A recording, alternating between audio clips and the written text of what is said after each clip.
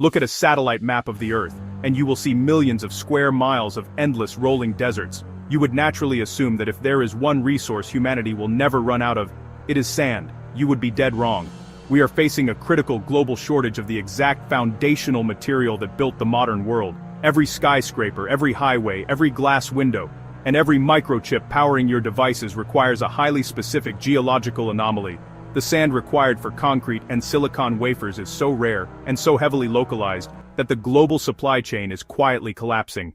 And where a critical supply chain collapses, a shadow economy violently takes its place. Right now, heavily armed cartels control massive segments of the global construction market, running illegal dredging operations that generate billions in untraceable revenue. Welcome to the brutal, hidden mechanics of the global sand mafia. To reverse engineer this crisis, we have to start with a fatal flaw in human infrastructure. Not all sand is created equal. Desert sand, which covers vast stretches of the planet, is completely useless for construction. For millions of years, desert sand has been blown by the wind, eroding the grains into smooth, perfectly round microscopic spheres. If you mix desert sand with cement, those smooth spheres simply slide past one another. The concrete refuses to bind. It has zero structural integrity. To build a structure that doesn't collapse under its own weight, you need marine or river sand. Water-eroded sand retains sharp, jagged edges that lock together like microscopic gears. In the chemistry of construction, cement is just the glue. The angular sand is the actual structural skeleton, and our appetite for this specific skeleton is mathematically terrifying. Humanity consumes roughly 50 billion tons of sand and gravel every single year. That is enough to build a wall 88 feet high and 88 feet wide, wrapping completely around the Earth's equator, every 12 months. But here is where the finance dictates the reality. Sand is an incredibly heavy, high-volume commodity. Historically, the cost to transport sand over land doubles roughly every 30 miles, due to fuel and logistics. Because of this gravitational trap, you cannot efficiently ship sand across oceans. Markets are hyper-localized, which creates the perfect environment for localized monopolies. When a developing nation experiences an infrastructure boom, their local rivers are instantly stripped bare. Once the legal quarries are exhausted, the demand doesn't drop. The price simply skyrockets, opening a massive arbitrage opportunity for the black market. Enter the Sand Mafia. This isn't a single organization, but a decentralized network of organized crime syndicates operating across dozens of countries, most notably in India, Morocco, and Southeast Asia. Their mechanics are brutally efficient. Under the cover of darkness, illegal operators deploy fleets of modified dredging boats equipped with high-powered suction pumps. They anchor in protected river systems and simply vacuum the structural foundation right out of the riverbed. The engineering fallout is immediate and catastrophic. By removing the sediment base, the water flow accelerates, instantly eroding the structural support of nearby bridges and highways. Entire communities have literally fallen into the water because illegal dredgers hollowed out the geological bedrock beneath them.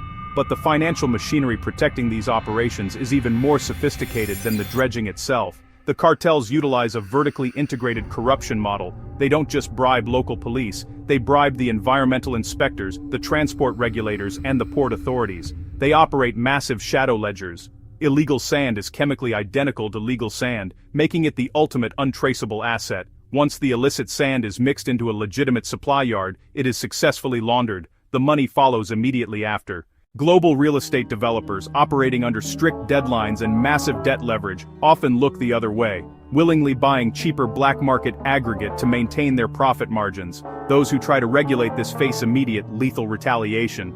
Journalists, activists, and honest police officers investigating illegal sand mining have been systematically burned alive, run over by dump trucks, or shot in broad daylight. But concrete is only half of the equation. To truly understand the leverage this resource commands, we have to move from the macro scale of cities to the micro scale of technology. The entire $500 billion semiconductor industry rests on an even rarer variant of this resource, ultra-high purity quartz. Silicon, the chemical foundation of all microchips, is abundant in the Earth's crust, but it is almost never found in its pure state. It is locked inside silicon dioxide, sand. To manufacture a semiconductor, engineers must start with quartz sand that is 99.9999% pure. This elite grade of sand is heated in electric arc furnaces to over 3,000 degrees Fahrenheit, stripping away the oxygen to leave behind metallurgical-grade silicon. Through a violent chemical process involving hydrochloric acid, it is further purified into a flawless, single-crystal ingot. These ingots are sliced into wafers, the blank canvases upon which companies like TSMC and Intel laser-etched transistors the size of a virus. But here is the geopolitical choke point. The vast majority of the world's ultra-pure quartz comes from one incredibly small geological anomaly located in Spruce Pine, North Carolina. A specific pegmatite deposit, forged under immense tectonic pressure hundreds of millions of years ago, created sand so pure that the modern tech sector literally cannot function without it. If operations at Spruce Pine were to halt, the global manufacturing of advanced microchips would face an apocalyptic bottleneck within months. You would see immediate, cascading supply shocks across the automotive, defense, and consumer electronics sectors. This extreme centralization of a critical raw material makes high-purity sand a Tier 1 national security asset, vulnerable to both natural disasters and targeted sabotage. We are approaching a zero-sum reality.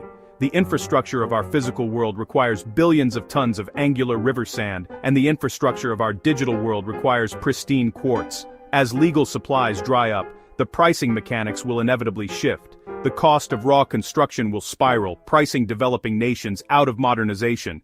The global sand mafia isn't just an anomaly, it is the natural free market response to an impossible economic equation. They are the brutal, invisible hand fixing a supply chain that has hit its geological limit.